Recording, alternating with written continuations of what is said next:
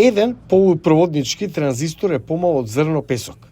Но милиарди од нив, уредно спакувани заедно на чип, може да го поврзат светот, преку контрола на военото оружје, па дури и со вашиот автомобил. Но американското производство на оваа технологија, почната во Америка, опаѓа во последните децении. Како нација произведуваме 40% микрочипови за целиот свет. Сега произведуваме помалку од 10%. Администрацијата на Бајден објави финансирање од 6,6 милиарди долари за најдобриот светски производител на чипови за изградба на трет објект во Аризона.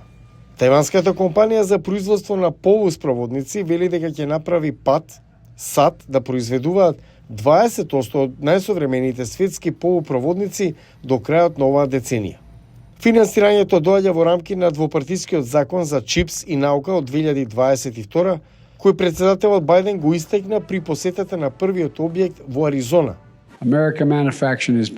Американското производство се врати на здрави основи. Инженерите велат дека законодавството се справува со клучна слабост во американското производство на чипови. Само што влеговме во циклусот од последните 15 до 20 години, каде иновациите се забавија, се работи за финансиски резултати, исплати на инвеститори и откуп на акции, а ние го загубивме тој иновативен мускул. Законот за чипс е совршена можност тоа да се врати. Но, велат тие, на Америка итно и треба обучена работна сила. Белата куќа објави дека оваа нова инвестиција може да отвори 25.000 работни места во градежништвото и производството. Но дали има доволно работници? Нашиот колеџ за инженерство е најголемиот во земјата со над 33.000 студенти, а сепак слушаме од компании од полупроводничката индустрија дека не можат да добијат работна сила што им е потребна на време.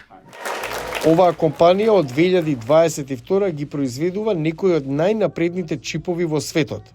Производството станува се покомплексно и поскапо. Бајден се надева дека во САД ќе се произведуваат најмокните чипови во светот.